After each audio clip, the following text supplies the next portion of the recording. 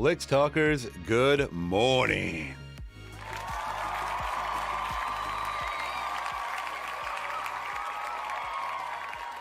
All right, hopefully we are all good now. Let me know if the audio is coming in clean. I was getting technical interference. Anybody that's an audiophile knows that technical interference is like, you're trying to figure out where the fuck is it coming from. So I actually had to position my microphone away from my computer. Most of you guys know that it's right here next to my computer. Lo and behold, I was getting so much interference this morning just from all the lights and just all the things that I had, the electrical and stuff like that. I didn't even think to move it because we were good in the past. Like we were good. Then I started getting this low hum. I started changing the cables, and USB microphones are not the greatest as it is. But let me know, are the sound levels okay? I think they are. They're coming in a pretty good level right here. Got a little bit of music in the background to kind of create the ambiance. Got the tree in the back. I got the tree today, guys. Yes, we're gonna make it a good Christmas stream today. So that being said, good morning to all, and to all a good night. No, I'm kidding. Good morning, everybody. Usually I do streams on Saturdays, sometimes Sundays. I was just really busy yesterday, and in all honesty, I just didn't want to work. I'm gonna be 1,000% honest. I just did not want to work on anything. So I was like, you know what? Let's just relax and watch movies, which I did. And I actually want to give some recommendations if I can. Just let me get this, see if I can get this chat up on screen. Let's see.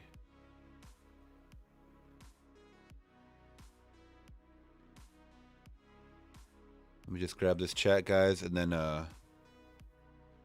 we'll be good. But you guys let me know how your morning's going.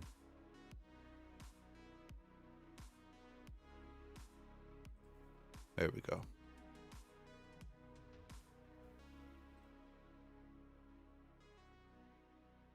There we go.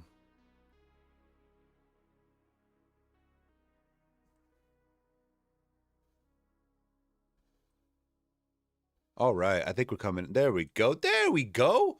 Now you guys can see everybody. Not. Is that Nico? Oops. Why did I lose my chat? Don't lose the chat. There we go. Okay. Do I have subscriber mode on? I meant to turn that off.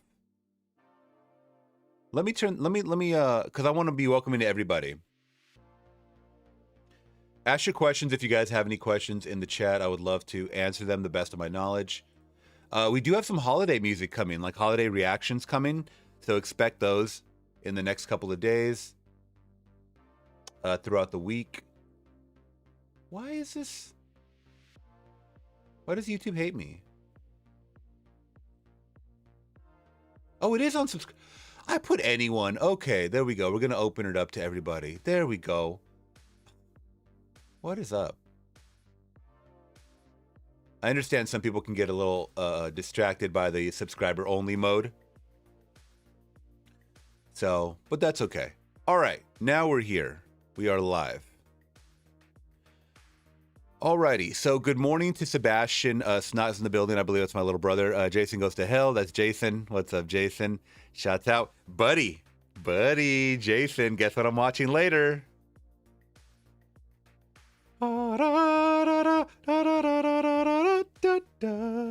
It doesn't focus. It doesn't focus. It's okay. The gods are against me today. The electrical gods are against me. And that's okay. But we are going to be watching Santa Claus, the movie, which I actually have on Blu-ray, but it was requested by Jason. So shout out to Jason out there in Guam right now, guys. Dudley Moore was someone that I saw in, please help me out, Jason. What was the movie that I saw him in? Foul Play. That's what it was. Foul Play. And he was hilarious in that movie. I actually might want to do an edit for that for YouTube. But that being said, I want to see Santa Claus, Dudley Moore. I looked at the back just to see, and it looks like I see a couple of faces. John Lithgow. So I'm very, very excited. Burgess Meredith. Oh, I didn't know Burgess was in this one. Okay, we're going to stop looking. All right, guys, because I want you guys to get my honest reaction and opinion. Oh, but before we get into the questions, I do have a couple of good movie recommendations that I saw yesterday. So I binged a couple of movies yesterday. So, Silent Night, Deadly Night. Now, a lot of you guys saw my reaction for this, and I thank you if you guys did. I know it's not for everybody, or if a lot of people have not seen it. What is this? I don't know, the European trailer, poster. But it's from the studios that bought you Terrifier 2 and Terrifier 3. Now, my quick thoughts on this. This actor himself, is was also in Halloween Ends, which is part of the Blumhouse trilogy. A lot of people did not care for Halloween Ends. That's okay. I dug Halloween Ends. I thought it was fine. Rohan Campbell. Now, this guy's very stoic looking. You know, he plays the part of someone that's like, you know, this villainous character, or he has demons inside of him and stuff like that. I do like his performance. Okay. Now, where this movie lacks for me is that it is the studio that brought you Terrifier, but these movies all want to be Terrifier now. Why? Let sleeping dogs lie. Let Terrifier be Terrifier. We don't have to show, when people are going to get cut, because that's his weapon of choice, is the axe. When people are getting cut, you see all their limbs getting cut off. I was to expect that because this was the studio that brought us Terrifier 2 and Terrifier 3. You don't have to be hyper violent and get your point across. The reason why I like the original Silent Night, Deadly Night from 1984 is because they utilized, like, Sebastian, thank you so much for that. We're going to get into the music in a second, my friend. The reason why I like the original so much is because they utilized, like, Christmas lights. They utilized a bow and arrow, which they do pay homage to in this movie. They just don't focus so much time on it. They just kind of brush it over like, hey, we're paying homage to the original. I think they also do the Garbage Day. Yeah, they do the garbage. I know about Garbage Day because I have not seen part 2, but I know Garbage Day is from part 2. I'm not completely with my head in the sand, but they do give a reference to Garbage Day in this one, which I thought was a fun nod. Now, where this movie can be very boring at times. It can kind of have some ups and downs. Another, I don't know if it's too much of a spoiler to say before we get into, like, I mean, if you haven't seen it, he has an inner monologue, which was not present in the original. Now, we always knew that he had this evil presence inside, but it wasn't a physical, like, you couldn't hear it. It wasn't this physical manifestation or whatever you want to call it. So that's where I think, and the voice doesn't even sound that creepy. He's like, well, hey, Billy, we're going to go kill Billy. We got to remember the agenda. Go kill that guy. What? Is that how the devil sounds to you? Doesn't sound like that to me. But that part, I think, was not needed. And of course, he's supposed to be schizophrenic type of deal, or like the devil made me do it type of thing. Some people might like that. I didn't really care for that. The kills were great. The actress involved was great. The explanation why Billy becomes the killer didn't need to be shown. They show it. They show it, of course, and it looks cheesy. Now, this is brought to us by the director who did VHS 85. I'm just going to leave it at that. It wasn't one of the strongest VHS, but if you like VHS, you might want to support it. So all in all, I gave it a 3 out of 5. I gave it a 3 out of 5. Okay, now next up on my recommendations, which I did watch yesterday. I was basically just looking for new horror movies. Okay. So next horror movie I can recommend. Sorry, I'm a horror hound, guys. If you don't like that, then I'm sorry. Change the channel. The Ugly Stepsister. Now, this was one that was recommended to me. I don't even know if it got a theatrical release because it is a movie from Poland. Now, you got to be able to read subtitles. I know a lot of people do that. Subtitles aren't for me. Okay, well, you're going to miss out on a lot of great cinema then. That's all I can say. Now, the tagline is a grim and grotesque Cinderella horror story. I'm so stupid. I went into this not even knowing that this was a story tied to Cinderella. I should have known by the stepsister angle that they went, but it wasn't literally until the last 20 minutes of the movie when they called someone Cinderella, or they said that you're going to a ball and they had a blue Cinderella dress and they dropped the slipper, and I'm like, this is fucking Cinderella. I don't know why I missed it. So, in like the traditional vein of focusing on Cinderella, we focus on one of the ugly stepsisters. Ah, y'all remember the stepsisters in the cartoon? Okay. Now, this movie blew me a fucking way. I am going to buy this in physical and watch it again. And that's hard to say because it is a body type of horror movie. It deals with a lot of body dysmorphia and body dysfunction. So if you guys are not into stuff like that, I'm not talking about like the substance where it's like creature stuff coming out. It's about self-harm. It is about people that believe that they're too fat, so they're going to do whatever they do to get thin very, very quick. People that don't like the way their nose looks, so they're going to break their nose in a barbaric way. Also, this is the time of Cinderella, so I can only imagine this is what, 18th, 19th century? Something like, no, 18th century probably, right? I don't know the story about or much about Cinderella at all, the time, period. Let me know if you guys do in the chat. So you get a lot of things of that nature. There's actually, spoiler, that's actually Cinderella. This is the ugly stepsister, if you could believe it or not. So we're introduced to her. Yeah, her mother's like wanting to marry a rich man so that they can help the family. That's what it was about. If you were a woman, you had to marry rich. That's it. You were not equal at all whatsoever. So you have she marries into a family where the daughter is very pretty. A lot of things are handed to her, and she's expected to marry the prince. She is Cinderella. You guys know the story. Now this is her. They're showing you her right here in these pictures in her beauty stages. Okay, so Cinderella is at mid 1800s. There you go. So this is all before her transformation. All right. Where the fuck are the pictures before? Okay, this is all okay. That's something that happened. That's a horrific scene, but it does get grotesque. It does get grotesque, and I liked it. I liked it a lot because it shows you the lengths that people can go to, especially women, to be accepted into this world of beauty, like these beauty standards. And if you guys can accept that, I think you will love the fuck out of this movie. This might be one of my favorite movies this year. I'm gonna be honest. And it wasn't talked about enough. I didn't give it a 5 out of 5. I gave it a 4 out of 5. So I think if you guys like the artistic angles, it's almost like an A24 movie with the shots. Jason, I think you like that. Once again, it is subtitled. Also, another thing I wasn't really prepared for, but I didn't mind it. There is a lot of pornography in this movie. And I didn't even know that they can show that. So they show, and when I say pornography, it's not just breast or whatever. They actually show male genitalia and sexual, like them having sex, and you can see it.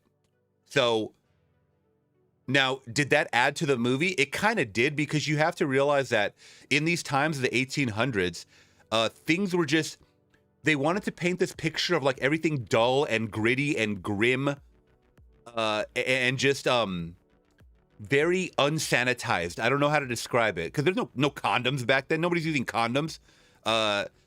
Also, they wanted to nail, no pun intended, they wanted to nail it home that if you have sex in these movies, you are looked at as a whore. You are. So that has a lot to do with what you're seeing as well. You're tainted, basically. They wanted these women to be virgins. They did. And I think if they didn't show that, it would kind of dial back the intensity a little bit for me. So that being said, I think the ugly stepsister was a fantastic watch. This is her before, when they give her a nose job. The actress that played the ugly stepsister nailed it. Cinderella nailed it. Even the mother nailed it. I believed every single character in this movie.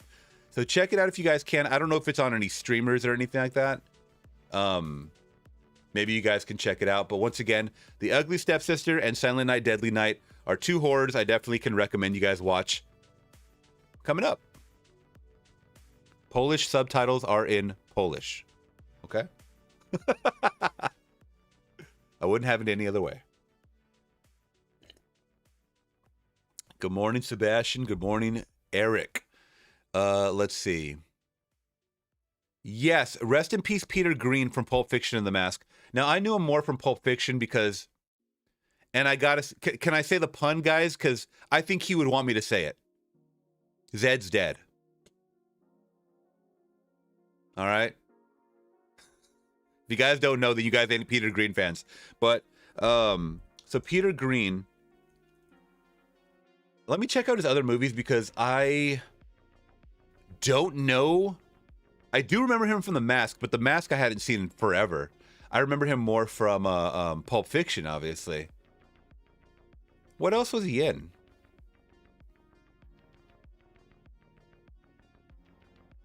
Okay, so he is in a couple movies. Maybe not the biggest blockbuster. Oh, he was in Training Day? Really? Peter Greene, Training Day? Oh, he plays the crooked cop that's on. Yes. Wow, he plays the crooked cop that's on Team Denzel, basically. If you guys haven't seen Training Day, that's one of the best crime type thriller movies of all time. Or the 21st century. I'll say that. 21st century. He has a very small role in it, but it's actually very, very good. Okay. So Peter Greene, just a lot of movies in the 90s, it looks like. Oh, Usual Suspects, Under Siege 2, The Rich Man's Wife with Halle Berry, Judgment Night with Emilio. It looks like, who's that? Emilio and, oh, is that Dolph? What the fuck is his name? Stephen Dorff. Oh, and Cuba Gooding. And Dennis Leary. Interesting. Let me know if you guys have seen this one. Jeremy Piven? Okay, I gotta check that. Judgment Night. That sounds familiar. But yes, rest in peace to him. I don't know how he died. Do you guys know how he died? Because I think he was only 60. That's young. Yeah.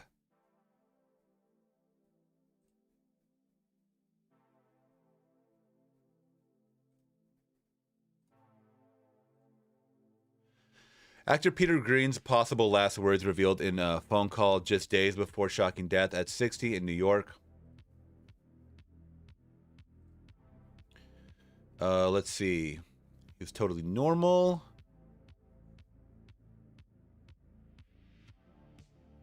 Who talked to him? Oh, his manager, Greg Edwards, talked to him.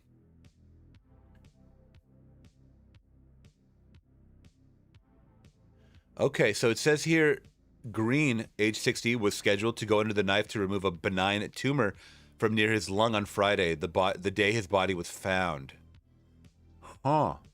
He sounded okay. It was just a normal conversation. He was a little nervous about the operation going in, but he said it wasn't super serious, Greg said Edwards. Oh, it was a hernia surgery. Interesting. I actually have a coworker that's had a hernia a few times. He told me it was painful as hell. He was talking about that and hoping that it was going to be okay and wishing me well. While I was wishing him well, we're good friends. I love the guy. We were friends for over a decade. The pair ended their conversation, and a short time later, Christmas music began pounding from behind Greene's Clinton Street door and didn't stop until the concerned neighbors called for a wellness check. No, bro. He went out blasting Christmas music. That is I mean, it is very happy music. Let's be real. A locksmith arrived around 3:25 Friday to find the mask actor unresponsive. He was declared dead at the scene.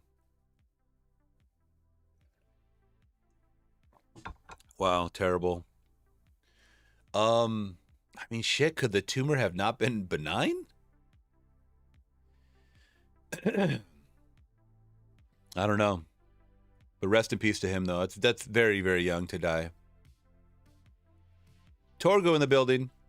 I've been enjoying your Twilight Zone stuff. Thanks. Hope you do Night Gallery by Sterling too. Yes, everybody's been recommending Night Gallery, which I hear is basically like a I hear it's just like or just as good as Twilight Zone, just done in the 70s, right? Let me see.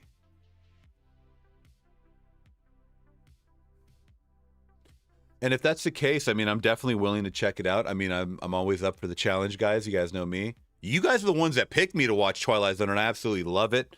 I will say this. Okay, so announcement. Most of you guys have been asking, are you going to just, wrap it through season 2 until you get to the Christmas episode? No. So since a lot of you guys were like very compassionate and you were like, okay, you don't have to watch all of these in order or whatever. How about you just drop the Christmas, just record your reaction to the Christmas episode, and then you could drop all the rest after like the New Year. And that's probably what I'm going to do, guys. So it was going to be a surprise, but I can let you guys know that, do I have the, where is he?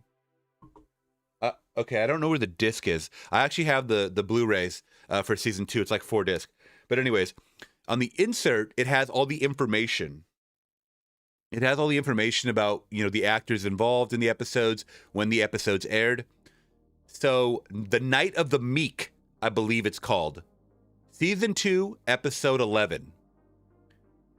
It premiered, I want to say 1960, December 23rd. So my plan was to record that very soon and drop it on December 23rd for you guys. Okay? How long would that be? That would be 60, 70, 80, 90... 10.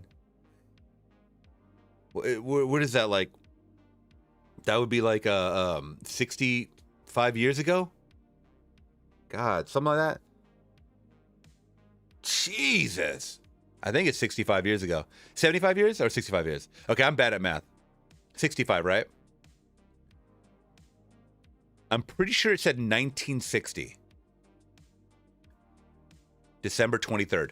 So that's my plan to drop that, guys. I also have already recorded some reactions to some Christmas music that'll be coming out throughout the next couple of days and throughout the week and stuff like that.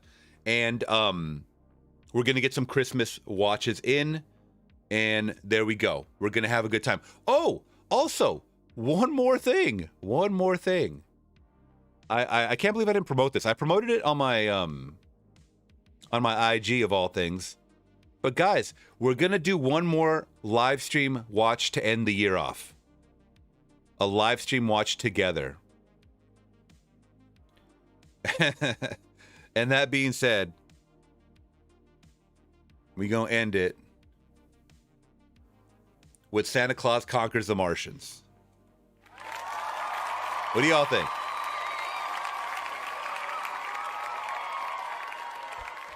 Now, oddly enough, this movie is shown in Silent Night, Deadly Night, the remake. I thought it was so fucking funny. When I was watching that yesterday, there's someone watching like a TV, and they're showing this movie, Santa Claus Conquers the Martians, because it is public domain. It's free.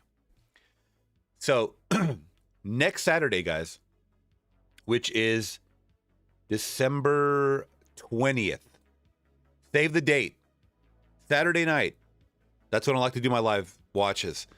Saturday night, December 20th.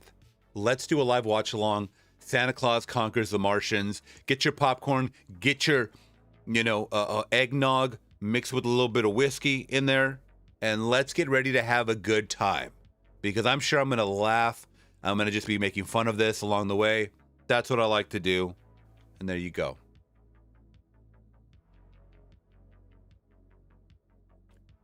Well, this better be your plans, Amanda. This is what you're doing. All right, there we go, guys. There's more questions, but let's get into the music, and then I'll jump back to the questions. Don't worry. We're going to start off with Sepultura, which I know is like heavy metal, so thank you. We're going to wake that ass up.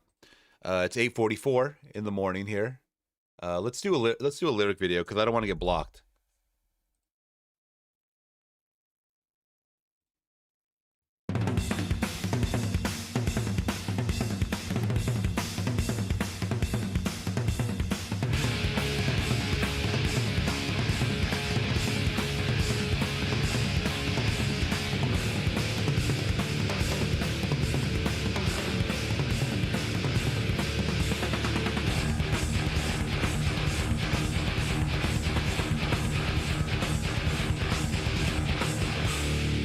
Thank you, Cherokee.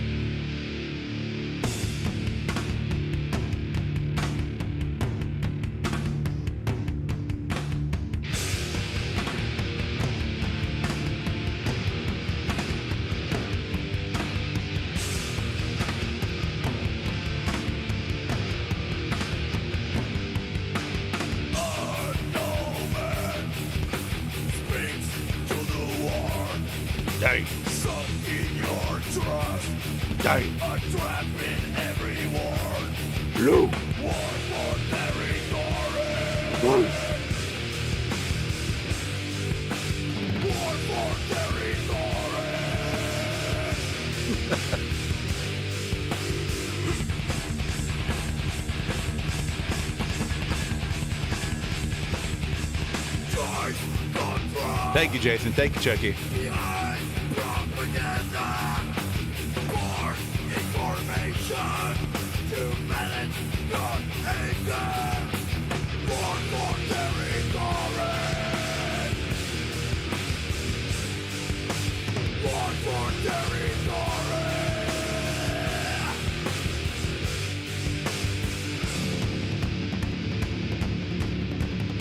Ooh, I like those drums.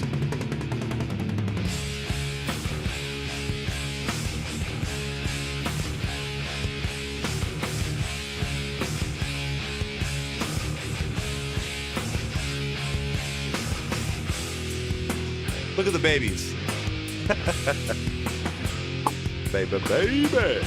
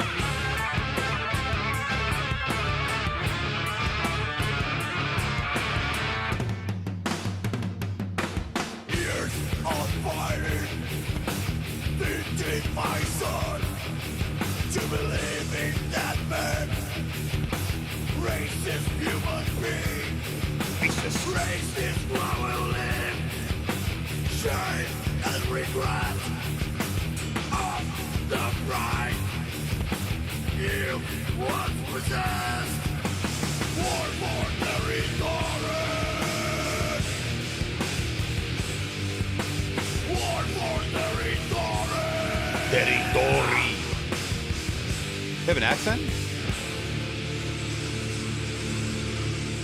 Whoa.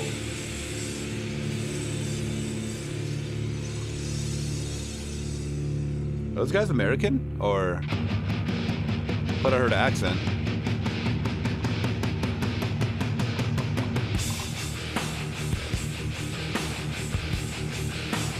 Oh, from Brazil. Okay, there's the Brazil flag right there.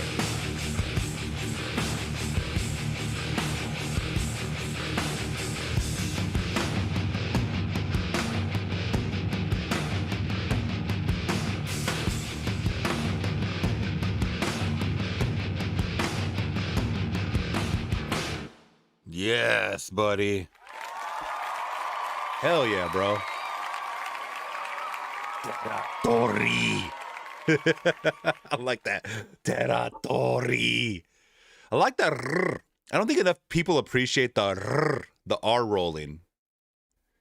I know there's a couple of Mexican rappers that do that when they're rapping. They do the people are like, damn. Hey, it's just in our DNA, bro. It's just, we are ingrained with that. That was very, very cool. There's a lot of people that play Sepultura at work.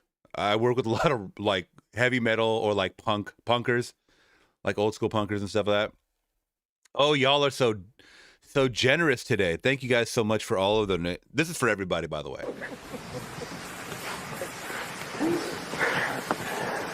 Thank you. Appreciate you guys from the bottom of my heart. I don't know why the chat keeps like refreshing.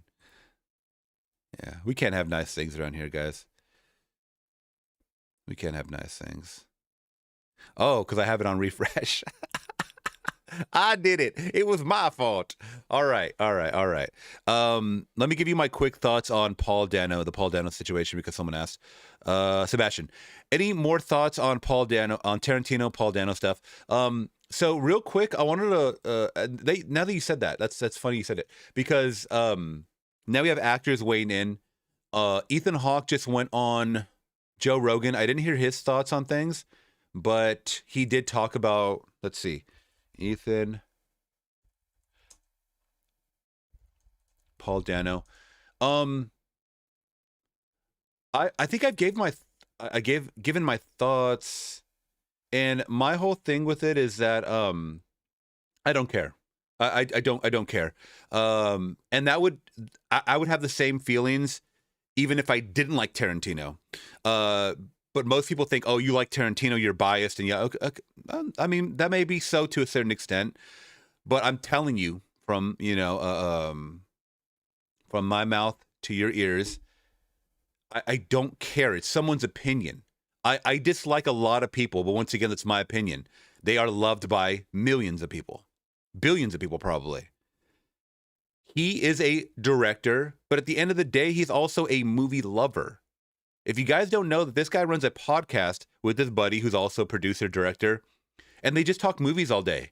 You think, would I want to hear someone say that they love, every single movie or every single actor? No. At least I think he gave a valid reason of why he didn't like the acting. I don't know why I didn't dive deep into it because it doesn't matter to me. But the fact that when it's like the Taylor Swift effect, right?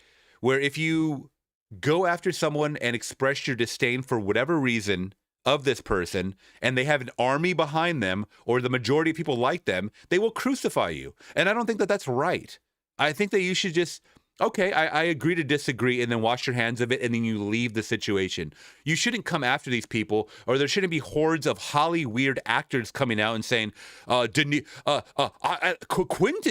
actually a racist because he said the N-word back in the day, and he's a mean person, and he made Uma Thurman do this, and look at him in this clip from 30 years ago, and look at he films girls' feet, and yo, we know this shit already about him. Like, we know all of this about him already. Stop acting like this is like a new thing. You know what I mean? At least to me, it's not a new thing. I mean, some people are seeing this with fresh eyes, or it's mainly Gen Z are making a big fucking deal about this. But if he doesn't like Paul Dano, I was surprised too because I love Paul Dano. I think Paul Dano is one of those rare gems of the 21st century that's blowing me away by how he can go from, because I think I initially saw him in comedies, or he looked goofy, and then he was able to transition to dramatic. That is a big shift. Not a lot of people can do it. Michael Cera's trying to do it, and he's been trying to do it for the last fucking 20 years, and people still think he's that super bad guy. So just let that sink in, that how hard it is to do that. Now, for whatever reason, Tarantino don't like it. You don't have to dig up his catalog and start, this makes sense, he's a racist, and this makes sense, he's a I saw people pull up because he's married to an Israeli. Oh, he's a Zionist, that's why he doesn't like him, and Paul Dano's pro-Palestine. Give me a fucking break. Y'all made this political? Stop being retarded. Start actually looking at what people are saying, like their opinions. Stop with the bullshit, dude. Really stop with it. These are movies. Don't make it political. But I wanted to see what Ethan Hawke had to say. I don't really, like I said, I don't really care about actors, but I'm just kind of curious to what he said on this issue. And then let's just go. They want to hate on everybody that's out there in the public eye. And some of it is valid. You know, the scary hate is when you get hate like from Quentin Tarantino, where he's going off on that guy from Paul There Dano. Will Be Blood. Yeah. Like, But Jesus you know, Christ. here, that's a great lesson. It is actually. There's a great lesson. You know what? I don't think. Before he even says anything, he's been hanging out with Sydney Sweeney lately, or they were taking a bunch of pictures lately. And I do commend him for that because a lot of people don't even want to be associated with her because of the whole, Gene ad thing, but that's besides the point. So I kind of commend him for that because he formed his own opinion, like saying that I'm not going to be part of the hate mob because he probably doesn't even know this girl. So a lot of people don't even know these people and they just hate the fuck out of them. Paul Dano ever knew that so. Hold on. It is actually. There's a great lesson. You know what? I don't think Paul Dano ever knew that so many people loved him. Right. I think he did. I mean, unless she doesn't have social media. Here's Right, the because so many out of people defended nowhere, him. yeah, Right. out of nowhere. Paul Dano's just going about his life. He's got to wake up one morning and find out this director's just went off on him and saying these hateful things. But anybody that knows Quentin knows he just talks, right? Anybody that knows Paul knows he's a great world-class human being.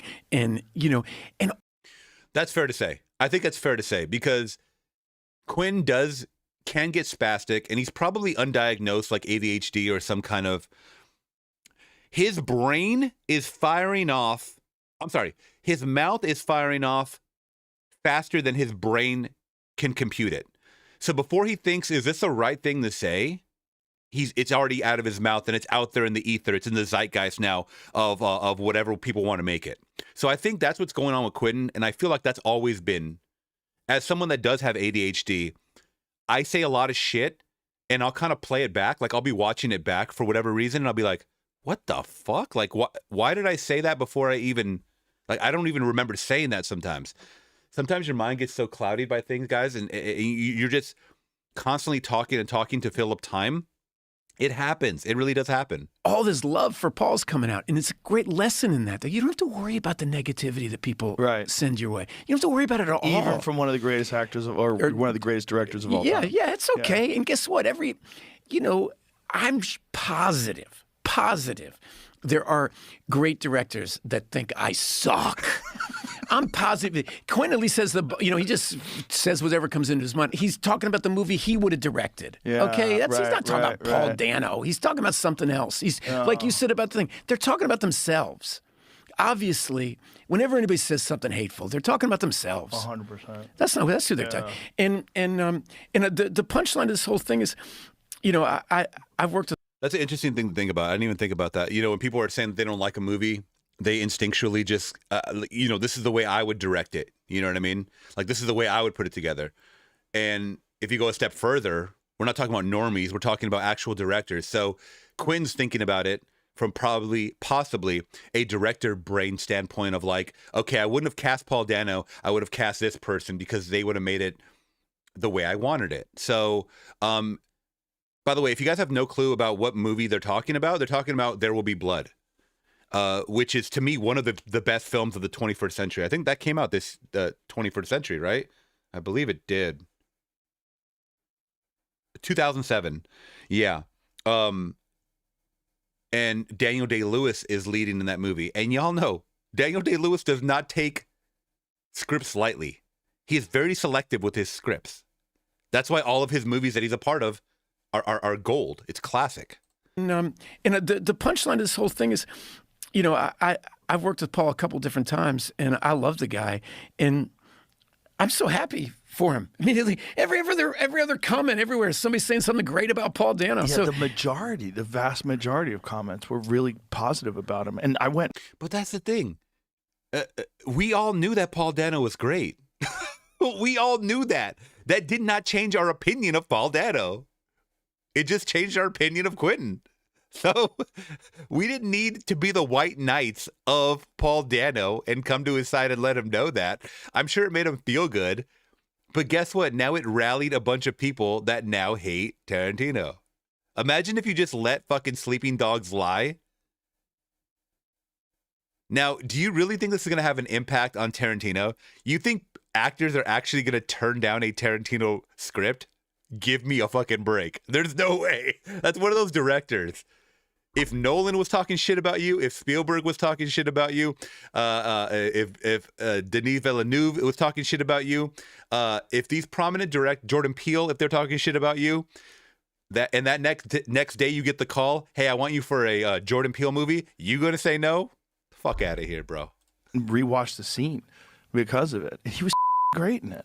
Oh, he's a great actor. He played a great, like, that guy. It's not up for debate. Guy. It's it's not up for debate.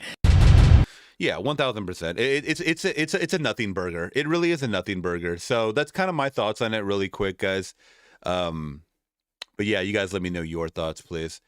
Let's see what the chat is saying. Seems like Brad Pitt maybe will play a villain in the next Batman movie. Sebastian is saying, is that a real thing, or is that rumor? I really like the idea. Pitt has more range than a lot of people think. I'm gonna be honest. I have not seen that range yet. If you can name a movie that Pitt's given me some range as far as usually what he's used to, then okay, I will check out. I will check it out. Other than that, I just know he's a solid actor, but I have not seen enough range, let alone him in the villain department. So let's see. Under Siege 2 is a misunderstood cinematic masterpiece. I have not even seen the first one. He's Rorschach in the building. What's up, my friend? He's Redfoot in The Usual Suspects. Okay, I gotta watch Usual Suspects. I have it too. Any thoughts on Roofman? I have not seen it, Jonathan. Sorry, buddy. Cleon is saying, I wouldn't mind going out to see his Christmas album. Every day is Christmas. Rest in peace, Peter Greene. Yeah, I mean, most Christmas music is fun, you know. Are you planning to see The Housemaid? Jonathan is saying, you know what? I was actually talking to Laura about that because it sounds like a good date type movie. Like, we like those like raunchy, like Tyler Perry-esque, like, you know, a woman comes in, you know, she's the babysitter or whatever, and then she ruins the relationship of these two happily married or on the rocks type of couple. We like shit like that. So am I rushing out the theaters to see it though this weekend? No. But I mean, we might catch it like on a discount day or something like that. I think I would be down to watch that. I like Sydney Sweeney. I like Amanda Seyfried. I even like I believe the husband in it was from that Blake Lively movie, the one it Ends With Us. I believe that's the actor. He's a good actor too. So yeah, why not? I don't give into the controversy like that. I don't care about that. I just want to watch the movie. 65, something that's actually older than Flix. Damn. Okay, let's see. All right, so let's check out some more music, guys. Thank you for all the questions. I do appreciate you. And we're going to check out some Sitting on the Dock of the Bay. Except you've never heard Sitting on the Dock of the Bay like this before. Okay, so this is from Dirty Kennels. Ooh, which we've heard before. Shouts out, Cherokee. Thank you so much, my friend.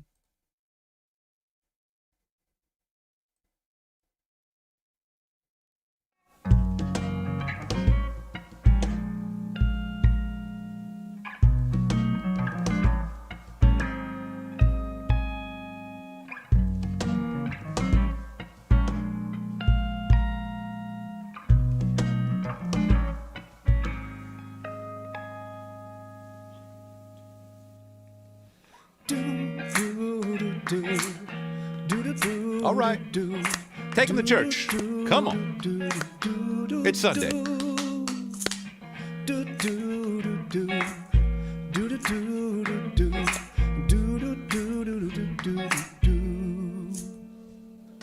Sitting in the morning sun, I'll be sitting when the evening comes, yeah, watching the ships roll in, and then watch them roll away again. Oh, so I'm just sitting on the dock of the bay, watching the tide roll away. Sitting on the dock of the bay. Okay, I can deal with this. Wasting time. I left my home in Georgia, heading for the Frisco Bay. All right. I've had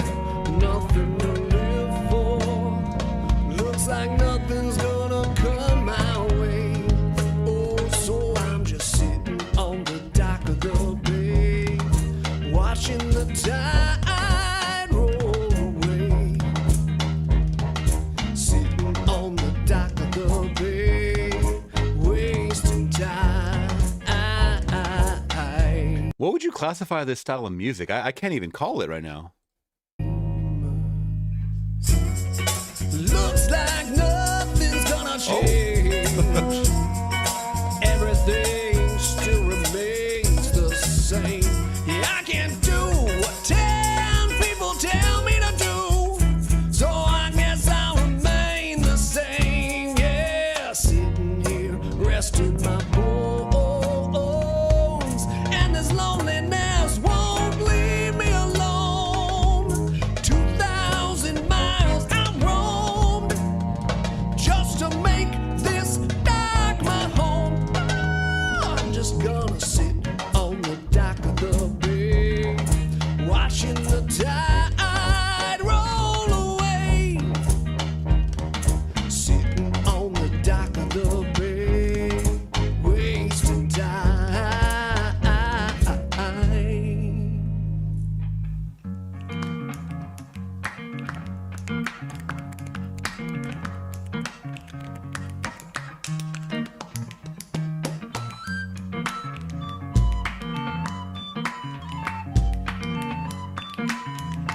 He pulled out the is that the piccolo?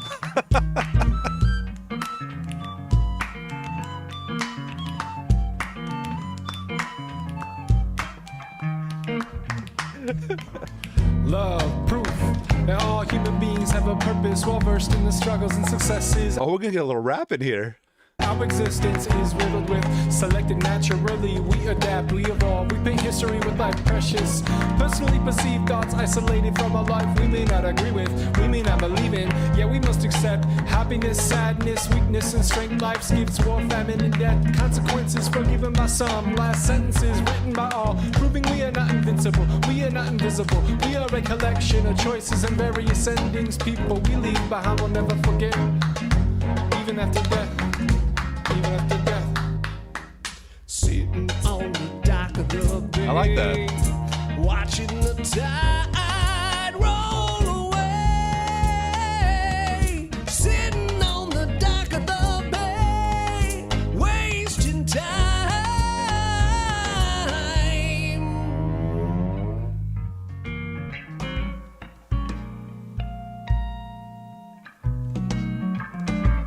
Wow, that was very eclectic.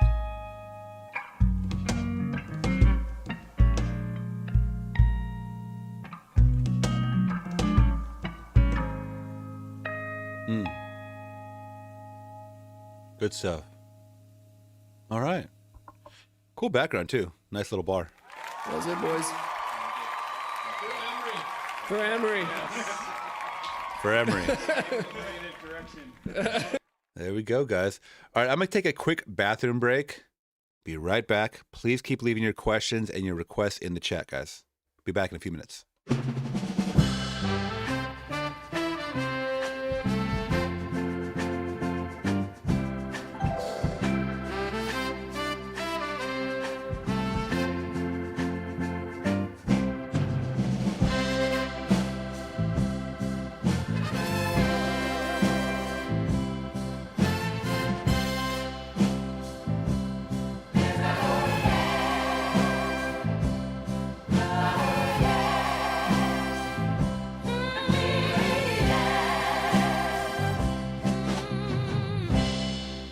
Typing away, I'm in the zone, lost in the world, my mind has flown, but there's a call I can't ignore,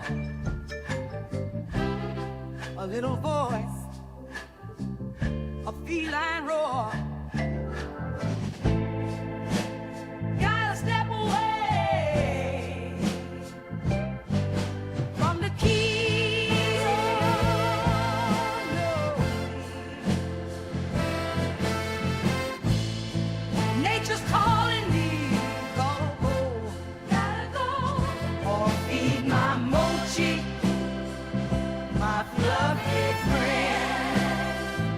I'll be right back.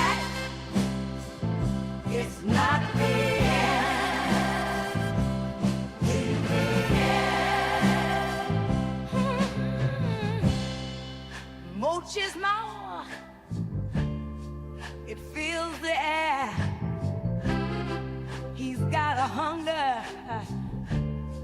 It's only fair. His eyes they bleed, his belly's light. Gotta fill his bowl, make it right. Gotta step away from the keys, oh no. Nature's calling me, gotta go. Or feed my mochi, my fluffy friend.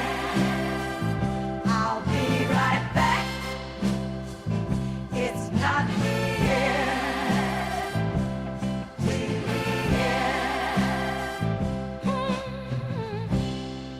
The spring will wait. It won't run away. My chat, my work, it will still stay. A quick little break, then I'll return with mochi fed and my bladder adjourned. Gotta step away from the keyboard.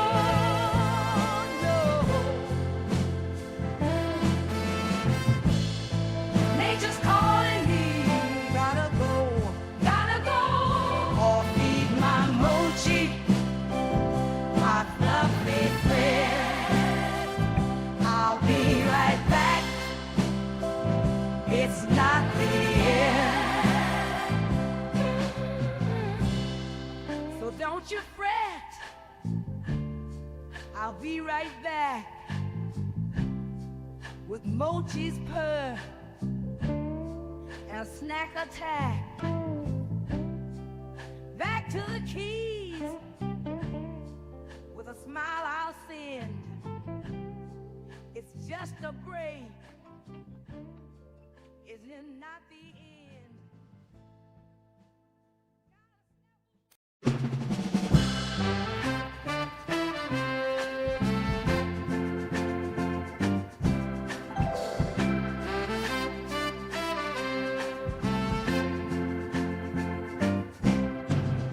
All right, Flix Talkers, we are back. All right, let's see. Get some more music going here. Let's do a little palate cleanser, guys. So I did see this on my feed, like literally right now. Have you guys ever heard of flock cameras? So there's this woman, I don't know if she's a congresswoman or what, but flock cameras, like a flock of geese, can see inside your car, track everywhere you go, and store your data. Now, I'm a man of the people, so we have to go over this. Like, we have to see what the hell they're talking about here with the flock cameras, because most of you guys can spot, you know, just the regular cameras that are, you know, just on the light stops or whatever, and most of you guys can avoid things that way, or you guys know when you guys can run a yellow light, which I'm not advising you guys to do. I'm just saying a lot of you guys do it because a lot of you know where the cameras are and where they aren't. So this is a new thing called a flock camera. I feel like right here, based on this image on the left, you can spot that like worse than like those 5G towers. Flock cameras are the main thing that law enforcement uses now to catch criminals. That's what it is. As clear as I can say it. What we'll do is I'll put a picture of a flock camera on this so that you'll see it. But they're everywhere. Once you see this thing, you're going to realize that you see them everywhere. It is a camera that is positioned to capture your license. That's what a flock camera is. But these cameras capture more than your license. They can capture the interior of your vehicle as you drive by these cameras, especially the positioning of the camera. And it's legal. And so what happens is this camera captures your tag. And when it captures your tag, it's able to detect where your vehicle has been Anywhere in the United States where there are flock cameras, if you're in Georgia and you travel to New York, every time your vehicle tag gets captured by a flock camera, it is entered into a database and they are able to track it. Wow. I mean, but isn't that a... I know a lot of people are going to be like, this is one step further to 1984. Isn't there like a thing called like 1984 where Big Eye, like Big Brother, Eye in the Sky, or whatever it is, like watching and monitoring everybody? Let me see. Flock cameras. Oh shit, we got a lot of people. Police department. We got a lot of people talking about it. All right, we got local news from a couple of days ago. Police departments have called them a vital crime-solving tool. We're talking about license plate cameras. I mean, that's what they're going to say, right? That they need these to track down. See, you can use this as a positive or you can use this as a negative. It depends how you're going to take this. Like, I would love to stop criminals as quick as possible, right? Especially if they steal somebody's car, if they do an illegal act and then jump in their car and try to get away. We can easily have that information. But then people are going to take it like, oh, no, they just want my information and I'm an innocent person. A private company called Flock has been installing them across the region. But this afternoon, a Suffolk man faces charges after police say they found parts of the camera in his house. 10 on your side. What? Brett Hall has more, new at 4. They are across Hampton Roads, flock cameras, and what they do is they take pictures of your license plate, your car, when you're driving around. Police say can help them solve crimes. However, today, we're talking about a story where the crime has to do with the flock cameras themselves. Oh, man. Within the last year, 13 of the cameras in the North Suffolk area were intentionally destroyed. At least that's what a criminal complaint filed in district court says. It places blame on 41-year-old Jeffrey Sovern. According to detectives, Sovern admitted to the crime using vice grips to disassemble 2 pieces of the mounting poles. When police searched his home in the Harborview area, they found 6 solar panels and other parts of the flock equipment. We went to see if we could ask Sovern. Oh, I love when they do this investigative reporting where they actually go to the people's houses and they knock on their door and just shove a camera in their face. I love that. Why he did it. What's with this angle? This is like the Texas Chainsaw Massacre angle when the girl's walking to the house. He didn't answer the door. However, someone else who did said the complaint doesn't tell the full story. Suffolk police declined a request for an on-camera interview. However, a spokesperson for Flock says Flock safety takes damage to our devices seriously, and we appreciate our local law enforcement partners investigating these incidents and holding individuals accountable. Sovern is due back in court the first week of the new year. Okay, so this guy took justice into his own hands. I don't think that's he's not a your neighborhood Spider-Man. I don't think he should be doing that. But there are videos on it, guys. I don't know. What do you guys think? Flock cameras, Flocka. Wasn't Flocka like a not Waka Flocka, but wasn't Flocka like a drug? I swear it was a drug. Okay, you know how they say birds of a feather flock together? Well, some communities around the country are coming together to fight against what they say is a concerning form of surveillance. That was a dumb pun. AI startup Flock Safety is building an army of police tech. They are most recognizable for their automatic license plate readers you may have heard of, which snap a picture of the car's plate as it drives by. Police say the technology helps them solve crimes like kidnappings, murders, and stolen vehicles. I feel like that's such a blanket statement. Don't worry, guys. It helps us to solve crimes. I think if you get down to if you really break it down in detail and then give your announcement to the public, they will not be because people want to know, what data are you taking from me, the non-criminal? I think that's where people's concerns come from. So if you can portray that or just give us a good enough statement to put us at ease. We won't have neighborhood Spider-Mans going up there and getting a nut driver and just taking those shits off or whatever he used, vice grips or whatever they said, to take those things down. It doesn't seem like there's many up. There was only 8 or something like that, he said, or 12 in a certain area. And while this tech, it has existed for some time, Flock is now the first to centralize it into a single nationwide database. Imagine you see that shit flying at you. I'm already afraid of how much drones are going to do to this world, and them talking about traveling with having drones travel. Deliver packages and stuff like that. That's I don't know. That thousands of police departments can access at any. Sparrow says, "Don't break the law. You won't have anything to worry about." That you sound like you're a Fed yourself. I'm kidding. No, I'm to that belief too, because I've never had any bad run-ins with the law, and anytime I had a run-in with the law, it was my fault. Like, I can admit that. I know there's a lot of people that victim blame, and they're like, you pulled me over because I'm this, and this, or my car looks like this, and that, whatever. I accept fault. I was either speeding or I was doing something dumb. You know, it was totally my fault, 100%. But I know everybody's instance is not the same as mine. So people feel a certain way about when they feel like they're being surveilled, when they feel like this is a big brother eye in the sky, literally right there, everywhere, you know? Anytime without a warrant. So we're going to bring in NBC News cybersecurity and tech reporter Kevin Collier, who has been... Okay, I don't care about this guy too much. All right, we're going to get back into the music, guys. I just want to talk about that Flocka. And let's see what we got. All right, Jason. Hopefully it's not too late for you, Jason. I don't know what time of day it is for you, but you have some John Anderson, Cage of Freedom, coming up next. And I'm sure this is a, yep. How did I know this was part of a movie, a soundtrack? Okay. Metropolis. All right, very cool.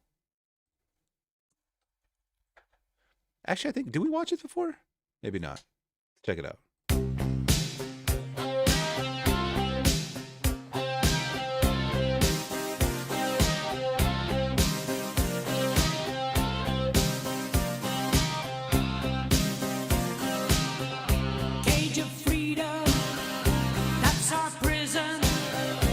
Wait a minute. This song is in this movie?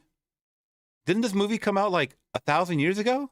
Where the jailer and captive combine.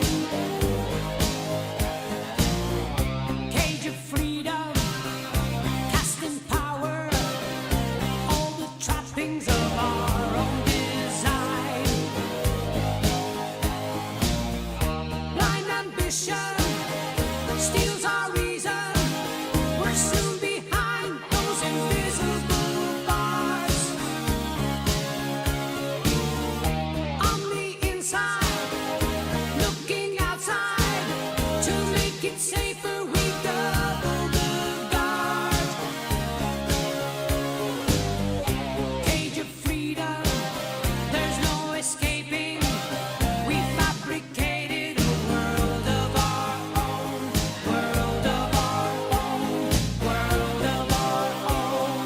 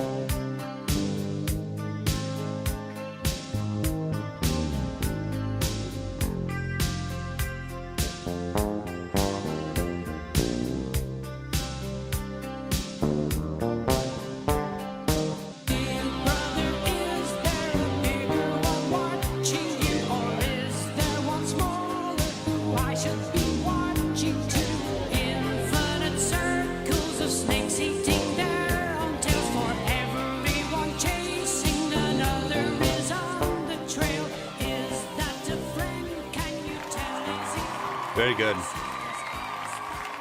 I'll have to check that movie out too. Metropolis.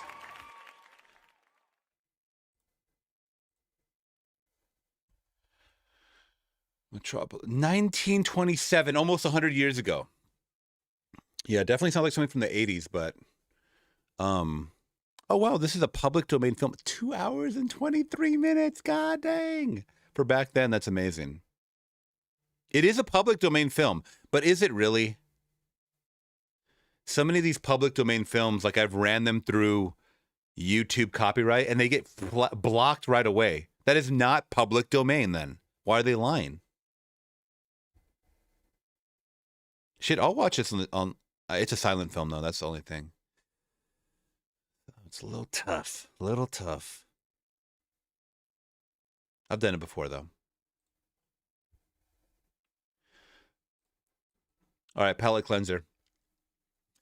A drunk woman tells a mom with a crying baby to get out of the bar. The mom fired back saying she's 27 and just having fun. Or just trying to have fun. Whether it's a movie theater or a bar, read the room. All right. You guys let me know your thoughts on this one. I like to pick your brain when it comes to articles or just clips of this nature. So that being said, we're going to get into it. I mean, you're 22, get out. I'm 27. And get your baby out of a bar.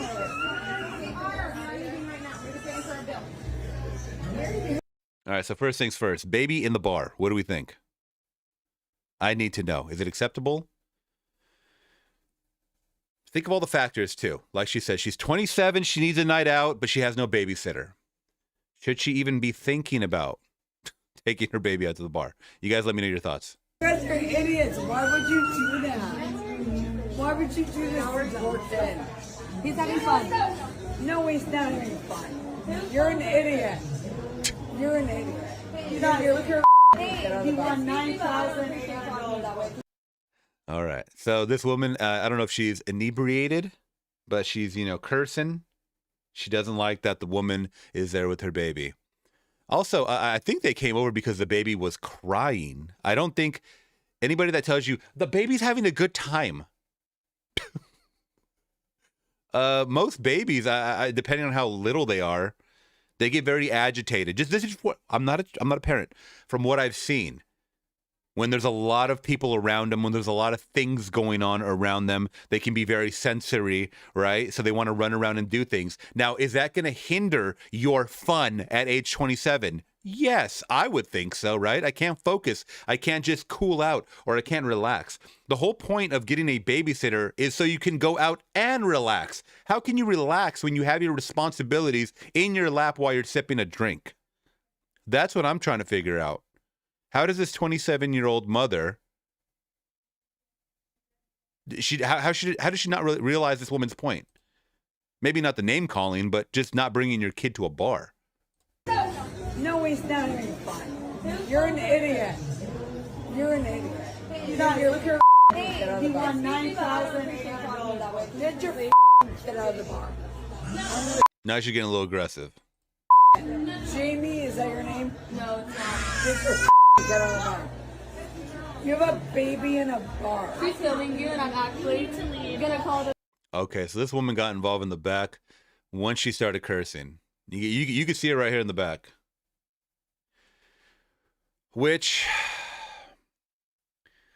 okay, this is my thing on it. I've never been in this situation, but I'm not very confrontational, me personally. Because if I'm at a bar, especially with somebody, I'm looking to chill, I'm looking to have a good time. I'm in someone else's establishment, right? So if I think someone is being talked to inappropriately, I'm going to go over to the manager, to a waitress, and saying, hey, can you get your manager? There's a disruption going on over here. Now, if it's something physical, where I think someone's in harm's way, then I will step in, okay? I don't think that there's anything physical about to happen. The woman is cursing at her with a child. That's unfortunate. But would I step in? No, that's not my place. That's not my business. A lot of young people like to insert themselves in people's business. The most I will do, once again, is go get the manager. I'll be a Karen. I don't care. You can call me whatever the fuck I want. Oh, whatever you want. I am at someone else's establishment. This is not my home. You know? Now, if you come in my home and you're acting like this, then we got problems. You know? So that's my opinion on the situation. I would not be like this girl here and step in. Let alone say you need to leave. Girl, do you work there? If not, then shut up. Is that your name? No, it's not. Get your get out of the bar. You have a baby in a bar. She's filming you, and I'm actually Okay, there is a baby in the bar. ready to leave. I'm gonna call the police. They're bothering you. You're bothering you and you're harassing them. They have children. Are you proud? Yeah, in a bar. 98 in a bar. You're please. Yeah, I'm going to. Okay. This is also where I just started to think maybe this is not just a bar, maybe this is a restaurant. Okay. So most of y'all know I DJ'd a large portion of my life, about a decade of my life, a fourth of my life. Now that I break down the numbers. The place that I used to DJ at was a restaurant bar. It was not a pub. It was a restaurant bar. So during the day, they served food and liquor. At night, when the music came on and the lights turned down, it now became a full-on bar that served snacks. All right? Can y'all comprehend that? Now, that being said, this may be a difference of a situation. Maybe they were just there having food with the children around, and they also had drinks. Maybe they weren't going primarily there to drink. It's totally different. It's not a black and white. It's a gray area at this point. I need to know, was this an actual effing bar or was this a restaurant? Two different things. Two different things. Also, what time of day was it? Is the sun still out? Is it midnight? If it's midnight and you have your kid out there, then that's a weird situation. Once again, I'm not inserting myself in this shit. That's not my problem. But you guys let me know. Cameras. No, we ain't playing Flock anymore. Okay.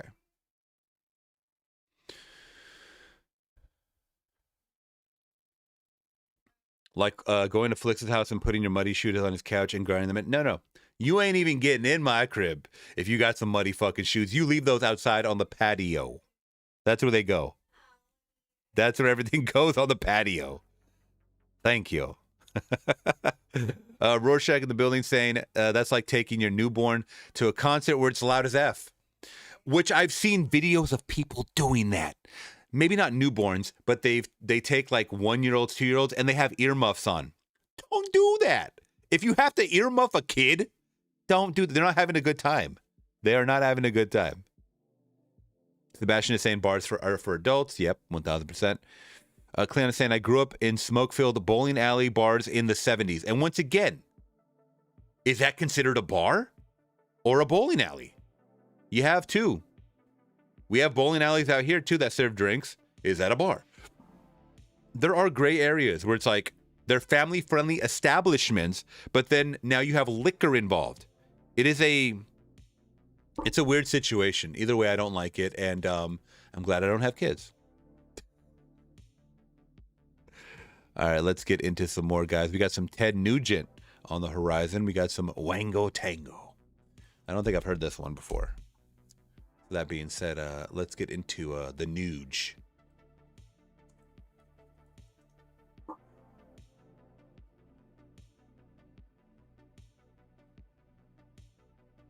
Thank you so much for that donation, by the way. Appreciate you guys. I'm going to be here for about another hour taking your request.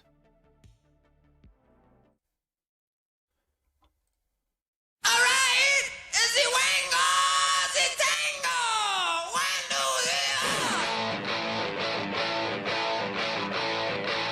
Come on, boys.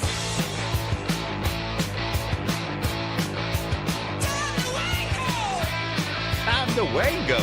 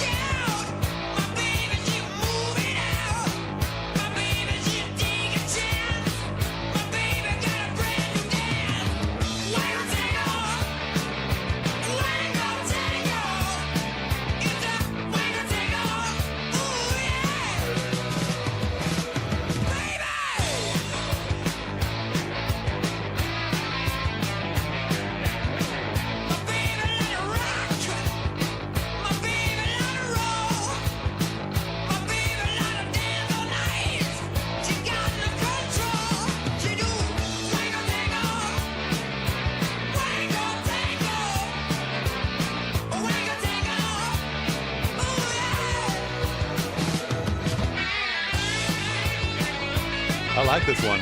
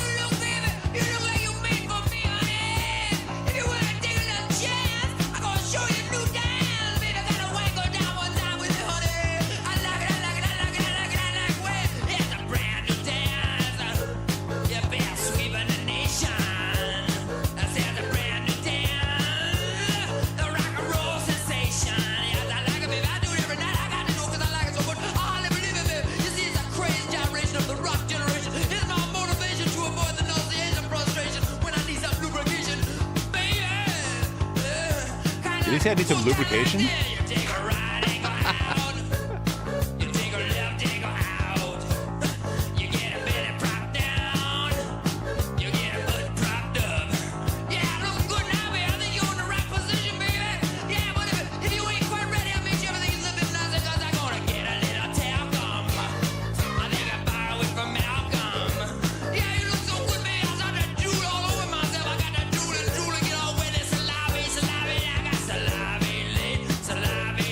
My legs.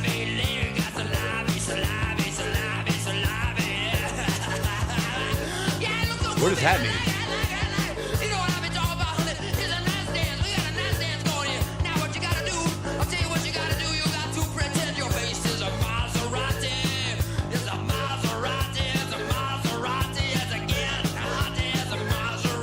What does this mean?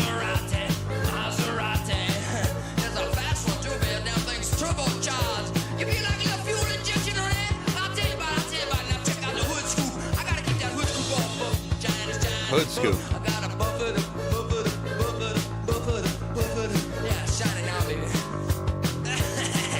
You've been driving all night long. It's time to put the old Maserati away. So you look for a garage. You think you see a garage? Wait a minute. Hey, there's one up ahead. And the damn thing's open. Oh, get in there! Oh, that was wild.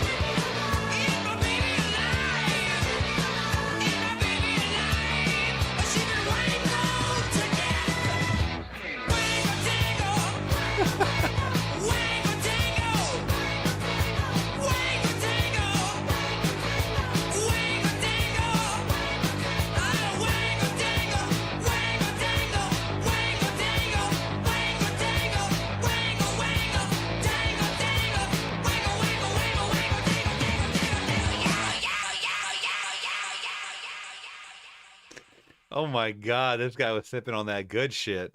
Or smoking on that good shit. Oh, let's see. Jimi Hendrix famously offered Ted Nugent a joint and he refused since he's drug and alcohol free. Wow. I wouldn't have guessed. I'll just say that. Cherokee also said, I don't think you should have a baby in the bar, especially if you are drinking and then driving afterwards. Red flags all around. 1,000%. You are a good mother. That's why you're a mammy of 8 now, right? Oh, no, 6 grandkids. I'm sorry. Yeah. Yeah. Don't have kids around alcohol. That's what it should. Yeah, that should be pretty evident. Oh, wow. We got some Joy Division on the horizon. Rorschach, thank you so much. I don't think I've heard this. I've heard very, very few Joy Division tracks. I think who was a fan of them? Either my sister or my brother, or maybe both. But let's check it out. Transmission. Thank you so much for that one. Never heard it. Cherokee, thank you so much for that donation. Guy had an interesting voice. I'm also not used to songs where the lyrics don't rhyme. Because I don't think those are rhyming lyrics at all whatsoever. Could be wrong about that. But it was good. Originally released in 1979, by the way. That guy had a very interesting voice. Very interesting voice.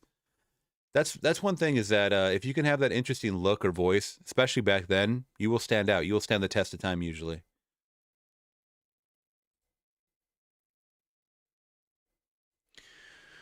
All right, you guys ready for another crazy one? How do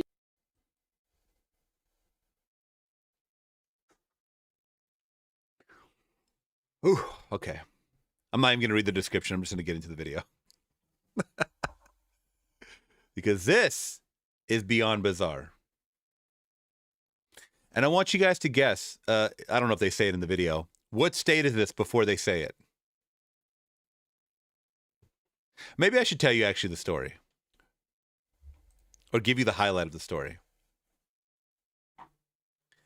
Family says a funeral director gave them a bag with their own son's brain in it. Family says a funeral director gave them a bag with their own son's brain in it. Let that sink in and let me know what state you think this is.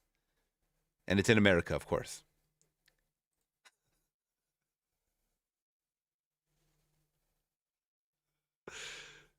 It's a lot, man. It's it's a lot to deal with.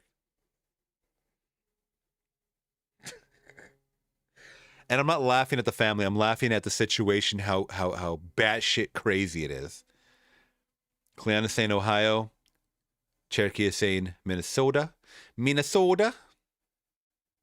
Once again, a family says a funeral director gave them a bag with their own son's brain in it. I'm going to let the chat catch up. Hopefully you guys can join in the chat fun. And then I'll play the video. West Virginia? Just guessing? Okay, that's a good guess. These are good guesses, guys. All right, so let's check it out. How do you give a father his son's brains and not a bag of clothing? Anita. Yeah, you heard it. A father has filed a lawsuit saying a funeral director gave him a bag with what was supposed to be his son's clothing. But once he got home, he realized the bag contained his son's brain. Okay, it's a little low, so let me start this over again. Having some volume issues that I don't like.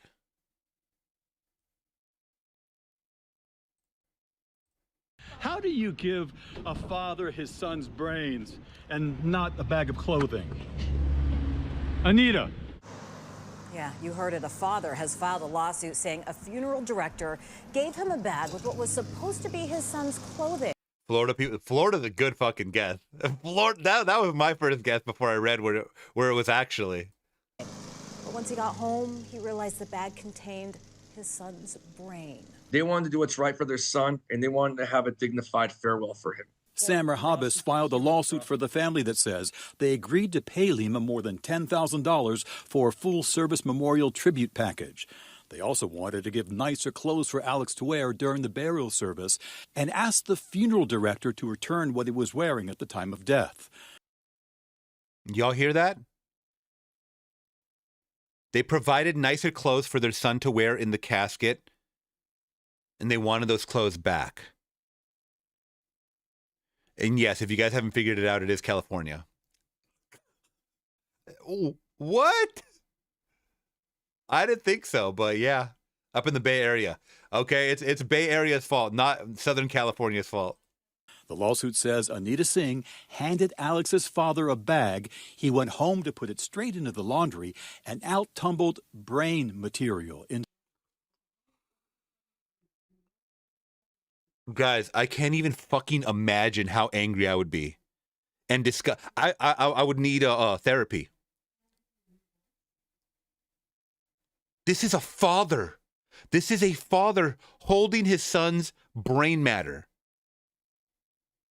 This is beyond disgusting. This is not even like a joking matter. Like, they should take full responsibility of this funeral. I would sue for trauma at least. And why do they have his brain?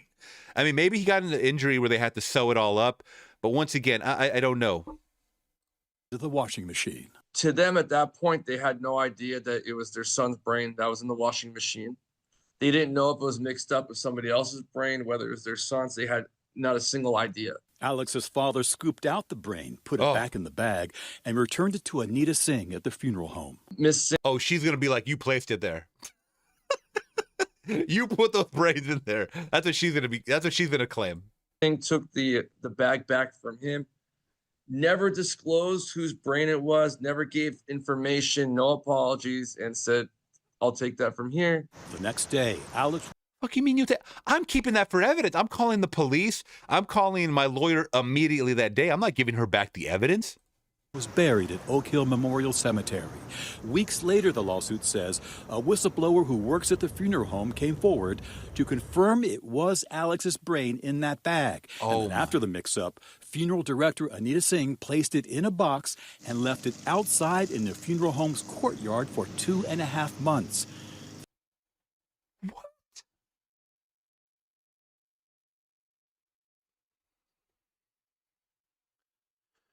I don't. Maybe I don't want to be buried in a. Maybe I don't want to have any funeral home take my remains. If this is the type of stuff they're going to deal with, my family has to deal with, guys. She left the brains out for 2 months. You leave meat out overnight, it spoils. What do you? A whistleblower who works at the funeral home came forward to confirm it was Alex's brain in that bag, and that after the mix-up, funeral director Anita Singh placed it in a box and left it outside in the funeral home's courtyard for 2.5 months. Why the fuck would you do that? You left it outside for 2 months? Finally, an employee spotted the box with the bag inside and became overwhelmed with the smell of a rotting... Bro, this is a fucking horror movie. Human brain. Don't get me wrong, errors can happen. But what cannot happen and what should not happen is that you cover up your errors. And that's what the funeral home has done here. The Lima family funeral home referred me to its owner, Service Corporation International, or SCI, the largest funeral service company in North America. They operate under the Dignity Memorial brand. Bro, there ain't no dignity in this. There is no dignity in this. I hope they shut this place down. I hope that woman gets fired and fined and jailed. Reliable service. We need to get every detail right the first time. Yeah, y'all think she got the details right on that one? I think maybe we should give the family the brains instead of the clothes. Is that a paying attention to detail? Every time. SCI spokesperson Christopher James sent me an email. Due to active litigation, we won't be commenting on this matter. My next stop was the Lima Family Chapel. Yeah, is this woman even getting fired? What the fuck? You guys are making it seem like it's the victim's fault, the dad's fault or something. Looking for the funeral director. An office manager told me Anita Singh did work here, but she left for good 2 weeks ago. I was able to catch up with the funeral director as she arrived home. Oh, hell, yes. Yes. And this is what I want to see. Y'all confronting the real monsters. These are the real life monsters. This is going to have a long-lasting effect on the family. Come on, guys. Let's start making bigger deals out of shit like this. Dan Noyes from Channel 7. How do you give a father his son's brains and not a bag of clothing? Anita. Singh just backed away. Anything to say to the family? By the way, I love how they didn't blur out. Did you notice that? They did not blur out her license plate. Singh. Oh, they cut Ray real quick, but I saw it. It's down there. It's down right here. So if someone really wanted to track her down, I'm not saying that you should. I'm just saying that if someone from the family was really upset, I mean, they did not blur out her. I think that was intentional. ABC 7. Singh just backed away. Anything to say to the family? I scheduled an interview with Alex Pignon's parents, but they were too emotional and decided they couldn't talk about their ordeal just yet. In the meantime, their lawsuit moves forward, and their lawyers are negotiating a plan to reunite Alex's brain with the rest of him, already buried at Oak Hill. We don't know the extent of how much suffering they're going to go through for the remainder of their life. But I can tell you it's something that they're never going to forget. It's something they're going to have to live with forever. Yeah, forever. You nailed it. There it is. That's how long they're going to have to deal with that trauma. Forever. Let that sink in. That was a young man that got killed or died. I'm guessing he got killed because he was so young. I don't know. Unless he had an illness or something like that. That is going to haunt them forever. I need a bag of clothes, man. Shit. That is... Once again, guys, I just read these headlines, I bookmark them, and I react to them live with you guys, and I'm flabbergasted, to say the least. Disgusting. Absolutely disgusting. All right, let's get into the music, guys, and then I'll get to some more questions. I'll be here for about another 20 minutes. Let's see. Oh, we got some more Madonna on the horizon. Jennifer's in the building. She has Madonna. Let's do a lyric video because I hate that the streams get blocked for the main videos. So let's go. We got some Madonna, Dress You Up. Let me know if you guys have heard of this one. If you haven't, let me know your thoughts, please, in the chat.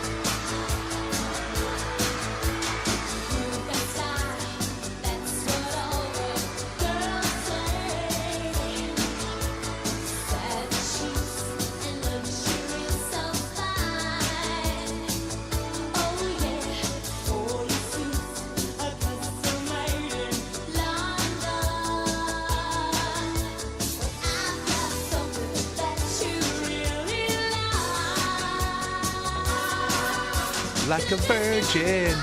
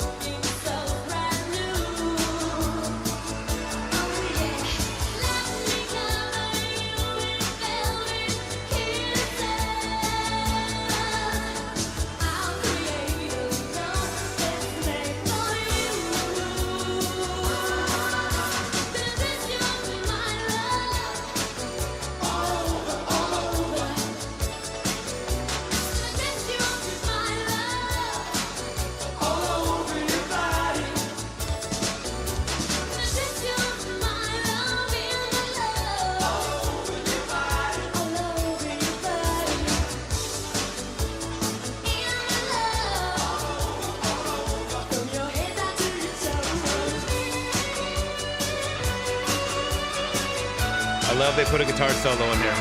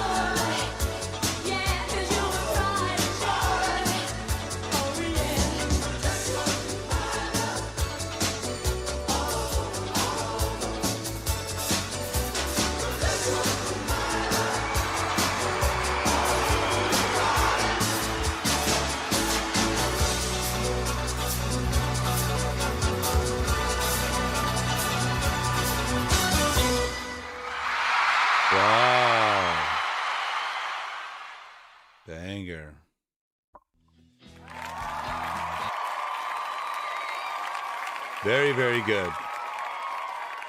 I'm going to try to play more lyric videos, by the way, in case you guys didn't realize that already, just for the fact that they like to block. And I know people say, oh, I missed the live stream. I can't, at least with the copyrighted music, it'll just copyright it, but it won't block the stream. Music videos will block, unfortunately.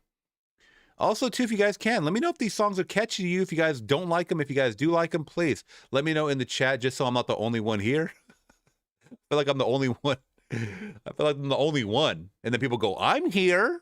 Well, you ain't saying shit. So how do I know that? Let me know how you guys like these songs, like these stories. And let's get into another story.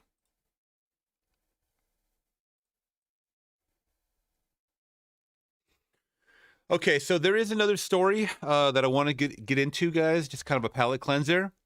This is kind of interesting. I don't know how I feel about this. So, a waitress at TGI Fridays in an ATL airport. Now, mind you, this is not a regular TGIF. Airport restaurants are insane. You have people from all over the world flying in to grab a bite, to grab a drink before they fly in, before they fly out. Treat your hostess, treat everybody there with respect, okay? They probably got it the hardest. I'm just saying that. So this waitress went way beyond her job. There was a toddler mid-tantrum. She picked up, grabbed fresh strawberries from the bar, walked him calm, and while handling her tables, turned chaos into magic for a stressed woman who said, I can't believe it. It truly does take a village, and small acts of kindness can change everything. Now, I share a lot of drama here on this channel, or a lot of chaotic stuff. How about a little bit of love? So let's check out this. We've never done that. Buddy, so I can't even believe. Where'd you go, buddy?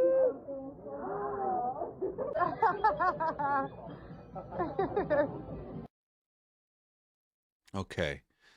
Now, this is kind of this is awesome. This is awesome that people will, even on their shift, go out of their way to help a child. Now, this is the part that concerns me, and I think it concerned everybody. Did you notice what the mom said? Where did you go, buddy? She didn't even know her kid left. Did you hear that? She didn't even know her kid, who looks like a toddler. I mean, at least one or two. That's a big boy, by the way. He had a big head. He wandered off. Buddy, so I can't even believe. Where'd you go, buddy? What do you mean, where'd you go? Aren't you the parent? Aren't you supposed to know this? Okay, so y'all get the gist of it, right? So let's see what the internet is saying. Oh, this is what TGIF Fridays responded with. We're so happy our team members can help create these magical moments, and we will be doing something special for her today, which we'll get into as well. We'll get into the specialty. Okay, look at the cameraman. Cameraman meme. Wait, am I on the same post? Yeah.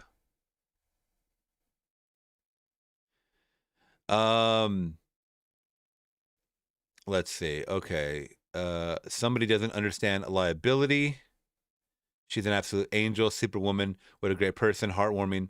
How many white women would have done this for a black baby or brown baby? Okay, so people like to make it racial. So I'm going to just skip those comments.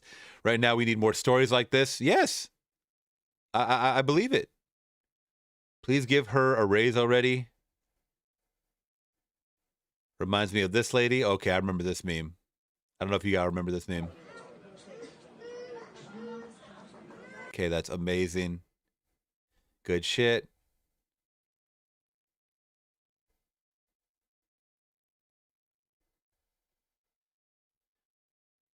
Okay, so most people were like they should have tipped her big or whatever, or they should have done. The way it sounded like was that the baby had left because she said, "Where have you been? Where did you go?" And if you don't know where your own kids go, then I don't know, man. You shouldn't be a parent.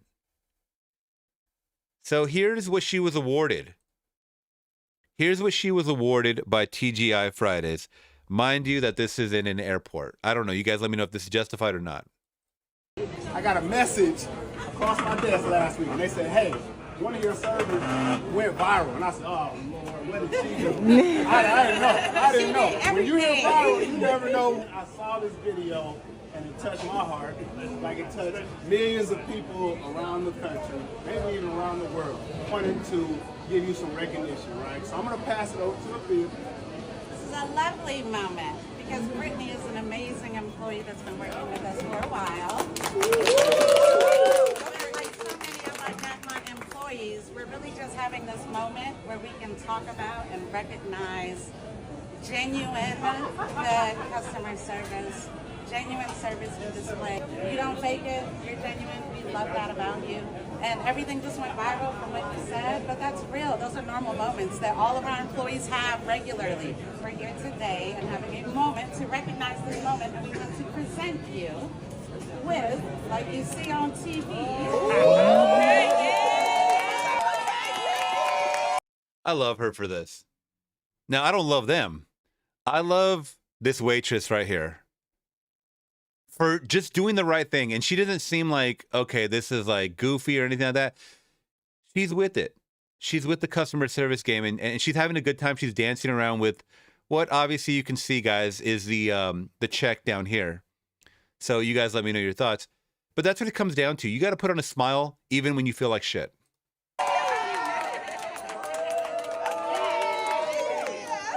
So open it up. It'll say check.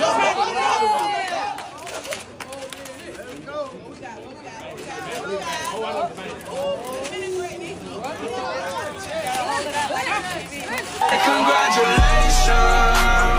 Work so hard. Okay. Now, look at this guy. He's so fucking happy on the left. Okay. Now, 500 schmackaroos. All right. Does it help? Yes. Is it the biggest thing possible? No. Once again, if we dive deeper into the story of a child wandering off, now I like to go grim because a lot of people don't realize, okay, well, $500 is a lot of money. Okay. To some, yes.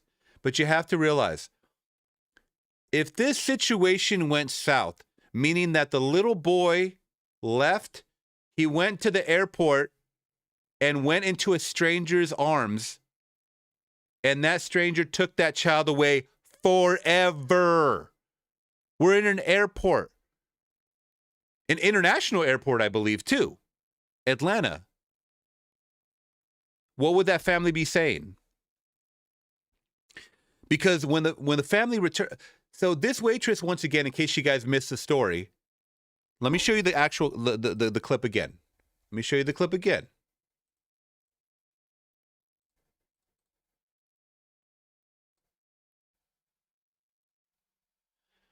So this waitress went above and beyond the toddler mid-tantrum.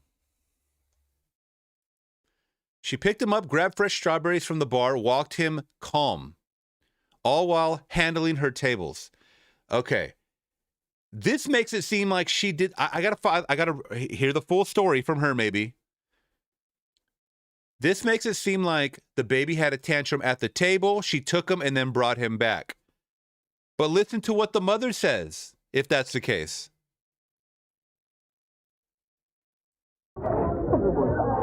Buddy, so I can't even believe. Where'd you go, buddy? Where did you go, buddy? Why would a mom say, where did you go, buddy? You should know where he's at all times. To me, it seems like the toddler wandered off, had a tantrum, she noticed, and she did her thing. That's definitely way more than a $500. And I can guarantee there was no tip involved, or they didn't give her a decent tip. I'm just guessing. If you don't watch your kids and take care of your kids, you ain't giving a decent tip. She must be a mother herself, and she's just a good individual. So I commend her on that. I don't know what the correct dollar amount is, to be honest, guys. But you know what? It's December, and any amount helps, all right? Once again, This is not a regular TGIF Fridays, man. This is airport TGI Fridays. You're dealing with some hectic ass people, so just keep your sanity. At least give me a G. Give me a couple of grand. Corporate can handle it. It won't hurt their pockets. Give me $1,000, or a couple grand, so I can at least give my kids a good Christmas. Because you know for a fact this woman has kids, the way she's treating people. So, yeah, Jennifer is saying I would have gave her more than 500. Cleon is saying 500 free beans is cool. Anyway, you slice it. There you go. At least give her 1K. Matt is saying in the chat. Absolutely, definitely could have given her more money. Once again, this is from corporate. This is not like from the actual that little TGI Fridays, you know. I think she means the waitress took him into the kitchen and around. Well, that's what I'm saying. That's what the caption alluded to. But then why would the mom say, "Where did you go, buddy?"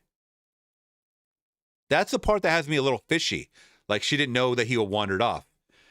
Come on, you guys were kids. How many times did you wander away from your parents? Stop acting like parents know exactly where the fuck their kids are 1,000% of the time. They don't. You know. Now I want to see what people are saying about the $1,000. That's it. I mean the $500. Sorry. $500, you cheap fucks. Give her 5K at least. This big ass spectacle for $500. Times are really bad. 5,000 or 500. Yeah, people are not liking that. I love it, but do we really need to get paid to do something that is morally right to do and everyone should do so? That's an interesting question too. Yeah, I mean, I think the woman probably just appreciated the comments, you know, the positive comments. The 500 is just, or any denominate, any monetary bonus. You know what? Like I said, give her a raise. Give her a raise. If she hadn't had a raise recently, give her a raise. If she did not get a raise that year or some kind of review, give her a raise. That is going above and beyond, and it went viral because you didn't see it, manager. So, looks like they just promoting the business because $500 ain't shit for this turnout. Okay, there you go. Corporations are so disgusting. Use it to promote the brand and only give her $500. Shout out to her, though. Please give her a raise already. There we go. Okay. So I think they kind of share the sentiments with us all.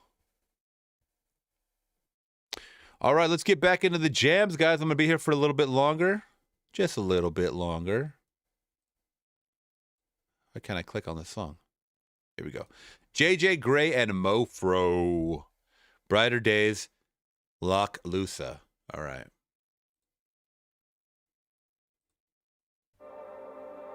That's not it. I don't know why that started playing right away.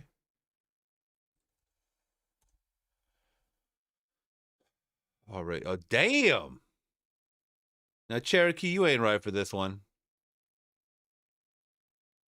Cherokee, I am not playing a 12-minute video, girl. I'm sorry.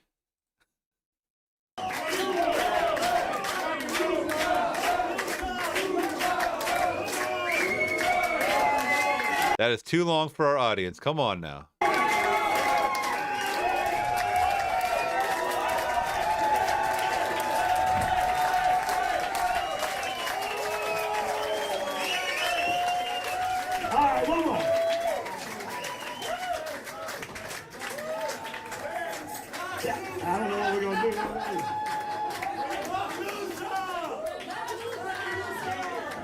Lochloosa.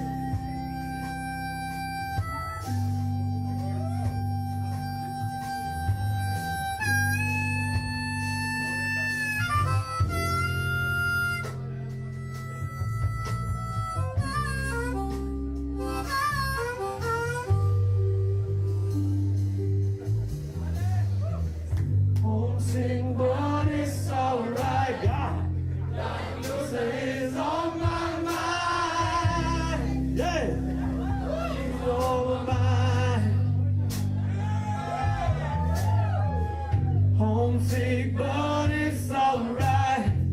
Lochloosa is on my mind. She's on my mind. We gotta do that again. Y'all sing too good, man. Homesick, but it's alright. Lochloosa is on my mind. She's on my mind. Ooh, one more time. Homesick, but it's alright.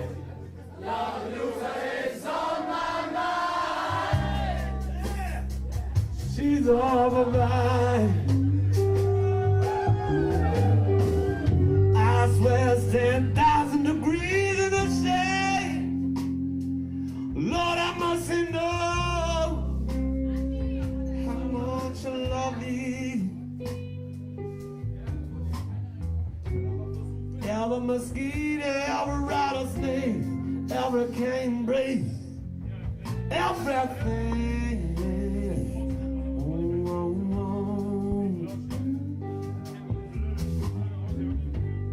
Every alligator, every black water swamp, every freshwater spring, everything. Ooh,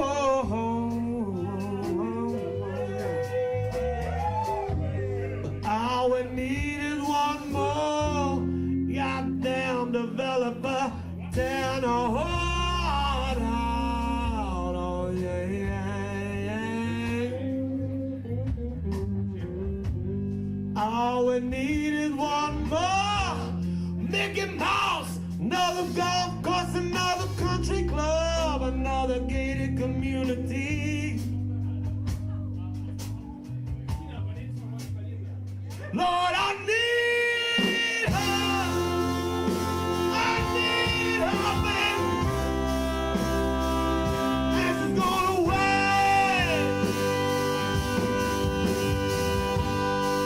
If my grandmama could see her now, lay down and die, lay down and die. Every day and every day, she's going away. Lord, she's going away. Homesick, but it's so bad. Like losing all my life, baby.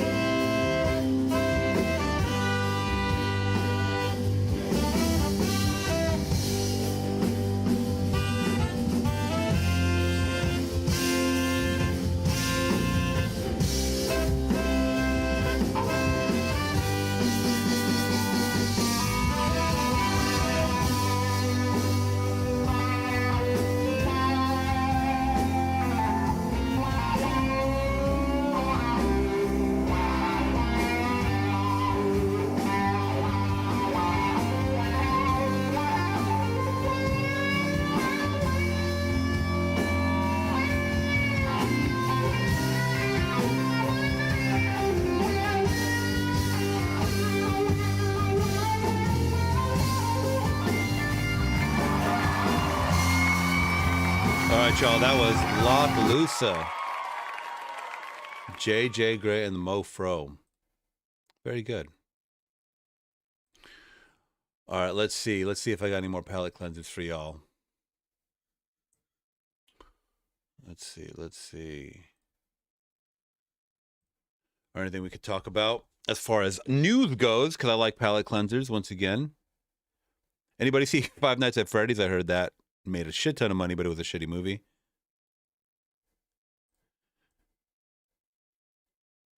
Oh, yeah, John Cena retired from the WWE. I didn't even know he was still wrestling. I can't play the clip.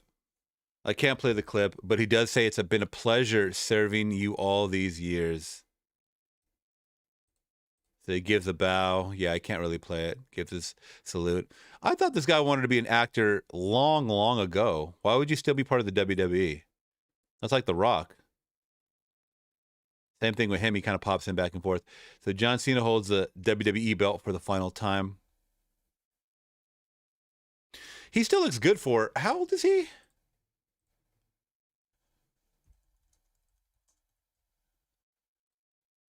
$48. Damn.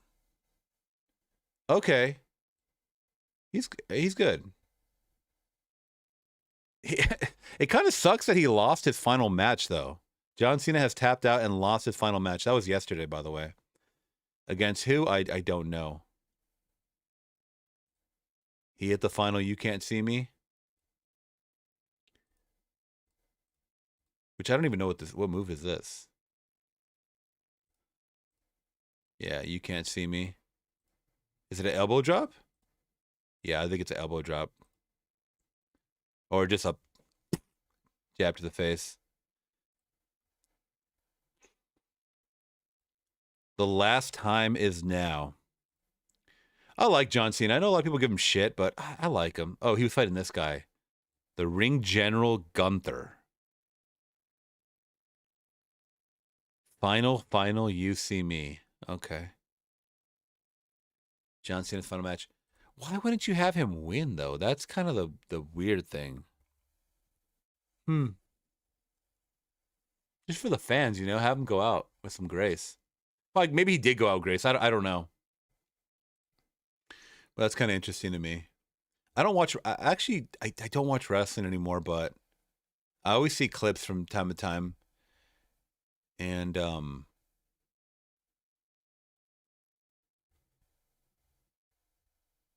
it makes me want to get back into it. All right, here we go. Here's an interesting story. So this homeless man chooses to live on the streets of Portland, which if you guys have not been to Portland, like in the last 5-10 years, it's homeless city, homeless encampment city. He deliberately became homeless after growing tired of paying bills. Okay, I mean, I wish I had that mindset as well, but, you know, I'm not going to live on the street. He once had a job and a house, but one day he decided it would be easier and more fulfilling to live outdoors. Now, the easier part, yes, of course. Anything is easier when you don't have to pay bills. He once had a job and a house, but now he decided it would be easier and more fulfilling to live outdoors. To each his own. Some people, you know, are fulfilled in different ways. He has remained on the streets. So do you know anybody? I'm sure there's stories like this across the nation where people choose to be homeless. You guys let me know your thoughts. Help me understand why you choose to be homeless. One, there's lots of reasons for it, but What the fuck is he doing? He's burning some... What is he burning? I'm trying to figure out what that is he's burning. Help me understand why you choose to be homeless. One, there's lots of reasons for it, but I was paying my payments on my home loan and all that other shit. So the thought of homelessness came to mind, and I didn't think it really made sense to have a place and not... He literally just lit like a something on fire and threw it on the ground. I have heard from a person that I got to worry about homelessness. So I was like, well, fuck it, you know, if I think about it one more time, I'm just going to go and put myself homeless. You know, that way I can learn some tricks of the trade or the rope, you know, and maybe be more resilient and bounce back from it. If it ever happens again. This guy is young. I'll have that much skills under my belt. So, like, if I got the whole family thing going on, man, we won't be out here that long, but, you know. And how much longer do you think it'll be before you finally accept help? I paid all my bills and I went and became homeless. So on paperwork, nobody's got any reason to look at me like I was ill-mannered whatsoever. I look responsible, like a person that pays the bills. Well, Zach, how long do you think it'll be before you accept housing? I'm the happiest I've ever been, and I haven't really even thought about housing since Okay. Well, thanks for your honesty, brother. Yeah, you're welcome. I don't believe him. I don't believe this is cap. This is all cap. So, you know, your teeth are falling out. I don't know if you can see that. He has a missing tooth. Your health declines when you're on the street, when you're not living in an area that's insulated. When you're sleeping on the street, you have bacteria. You have all these types of things that are outside factors that you should not be living in. Now, I know a lot of people are going to be, you know, arguing with me against that. You know, we came from living off the land, right? We don't need to do that anymore. Okay? It takes a toll on your body. People lived shorter lives back in those times, right? You don't have to forage for food anymore. Well, now this guy probably begs for food or begs for money if he doesn't have any.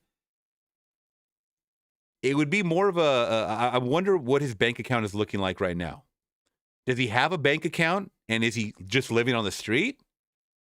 Because if that's the case, it's a little different than other homeless people that have spent all their money or have gotten addicted to drugs, causing them to have to live on the street because they've been kicked out. And even then, there's still housing. Like this guy said, are you ready to accept housing? Because there is a lot of housing. So I would like to know a little more because it seems like he's not telling the full story. And he is definitely not happy. Because when you're living out there in Portland in fucking winter and you're shaking over there on the ground, was it worth it? Do you regret paying bills now? That's the whole reason why we pay bills. We work to pay bills is to pay for the amenities that we're given, we're allotted, right? 4 walls and a roof. So I think when you think of things in the totality of things, I understand Cherokee. I already played it though. Okay, that's kind of what it is. So when you think of things like that in the totality of things, I think paying bills to live a comfy, cushy life, to afford, to be out of the cold, to afford good food, to go to the dentist when you need to have health care, to not have to worry about bugs that are in your hair because you're sleeping on the ground. Yeah, I don't think being on the streets is such a noble, righteous cause, man. I don't know. That's just me. He is drinking coconut water. I mean, he is kind of still living a little bougie. I don't even drink that. So I don't know. I don't know if this is a choice lifestyle. I think he probably made some bad decisions that caused him to maybe make that excuse that, hey, I want to live on the streets and stuff. So there you go. Once again, it wouldn't be the life for me. I wouldn't do it. I like the amenities too much. So we'll end it off on this one, guys. Actually, do you have no? There is another one. I'm sorry. We won't end it off on that one. Jennifer sent me another Madonna track, so we're going to get into this one.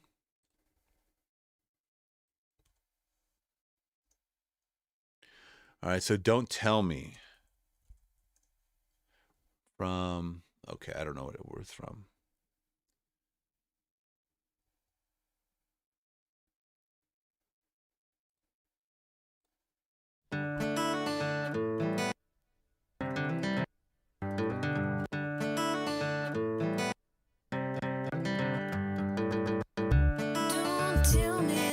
Oh, I thought the song was glitching out for a second.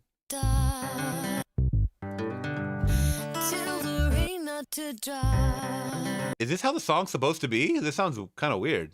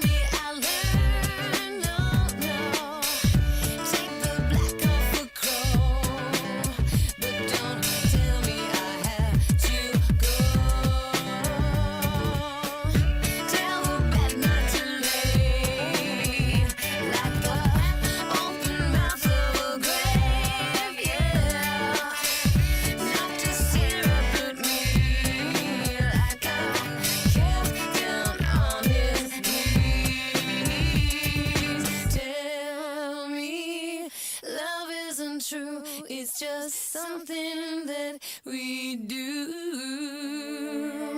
Tell me everything I'm not, but don't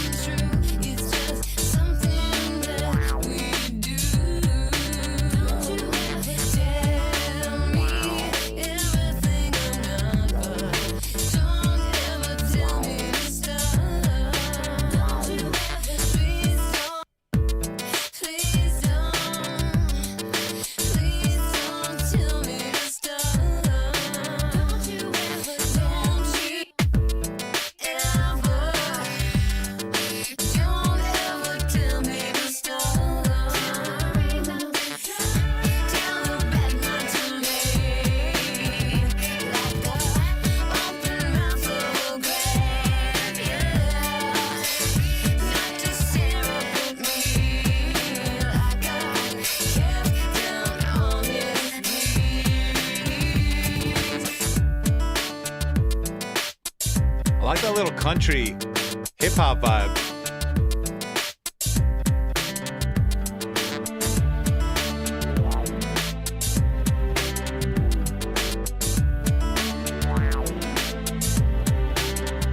What album was this on?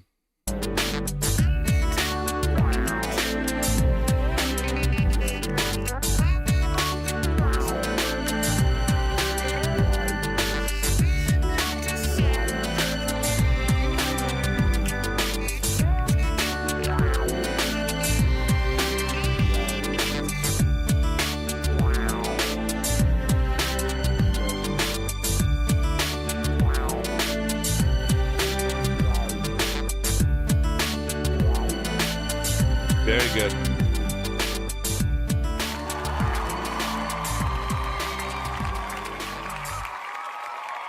Wow. I like that. Don't tell me. The music album? Okay. This is like, she's very, very, very, very experimental, especially like in the later albums I see. I feel like. That's cool though. I really like the orchestral in the back. Also, you got that like sample twang country guitar that was getting like kind of flipped around that hip hop beat. I liked it. I dug it. And there we go, guys. Thank you so much. That being said, if you guys can, please check out the previous videos, the trailer reactions. If you guys can, leave a comment, leave a like, leave a dislike, even if you know, thank you so much for all the requests. I will be recording Santa Claus the movie.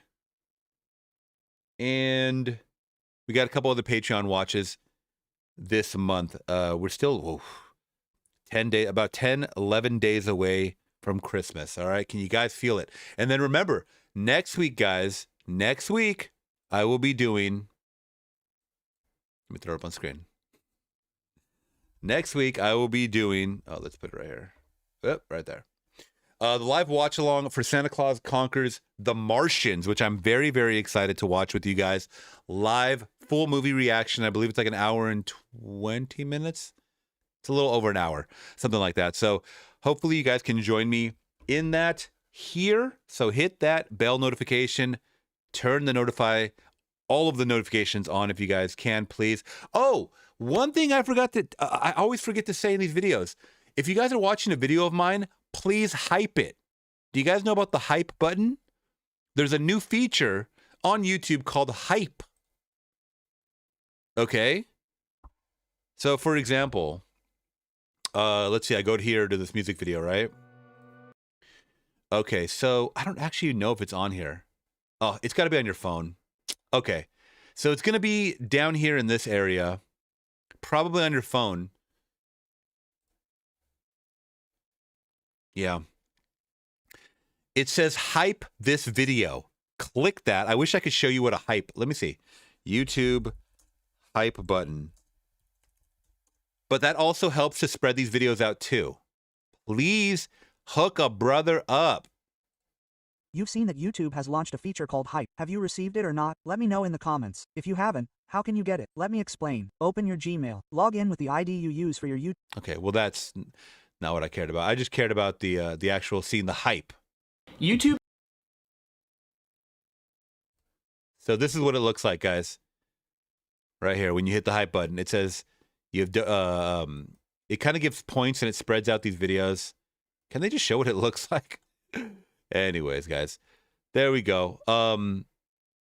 If it's to help the channel, then please do it if you guys can. All right, I love you guys to death. I don't know who else is left in here in the chat because nobody's talking. So that being said, you guys take care. Love you to death. Peace.